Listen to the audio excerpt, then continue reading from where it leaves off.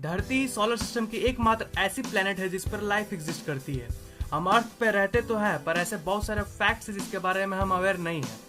मैं हूँ fact take और इस वीडियो में मैं आपको बताने जा रहा हूँ top 5 facts about planet earth. So let's explore. Number 1, age of the अर्थ।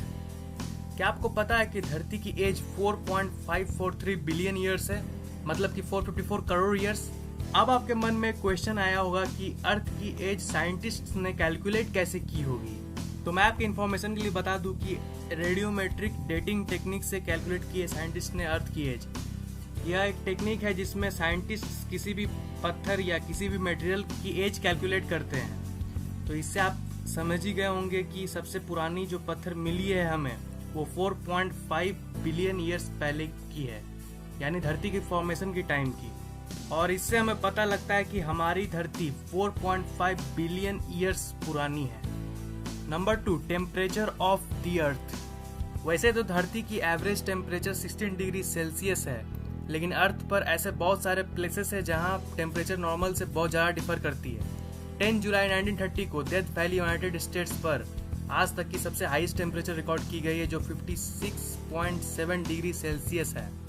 अगर लोएस्ट टेम्परेचर की बात की जाए तो वो है -89.2 डिग्री सेल्सियस, जो जुलाई 21, 1983 को वोस्टॉक स्टेशन पर रिकॉर्ड की गई थी। Number 3, the earth was once believed to be the centre of the universe.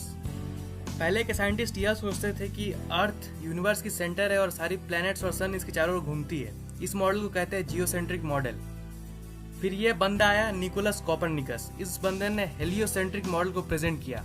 According to this model, सन अर्थ के चारों ओर नहीं घूमती, बल्कि अर्थ सन के चारों ओर घूमती है।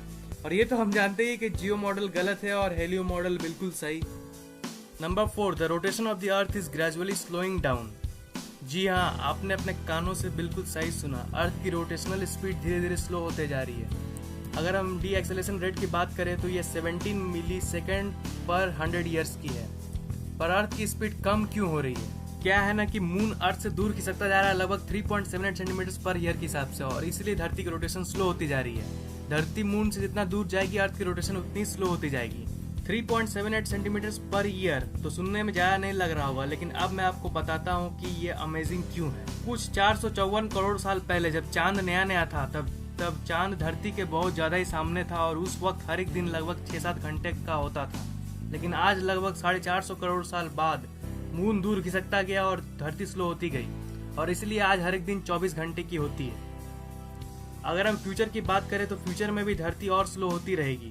14 करोड़ साल बाद धरती की हर एक दिन की ड्यूरेशन 24 से 25 आवर्स में बदल जाएगी। Number 5, revolution speed of the अर्थ। हम लोग सब जानते हैं कि अर्थ सन के चारों ओर रिवॉल्व करती है, लेकिन इसकी रेवोल्यूशन स्पीड पता है आपको कितनी है? इसकी रेवोल्यूशन स्पीड है 30 किलोमीटर पर सेकेंड।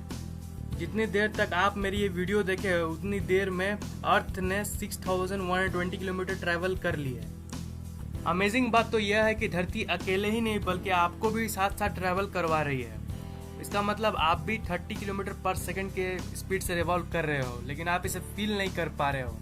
है ना ये कूल बात?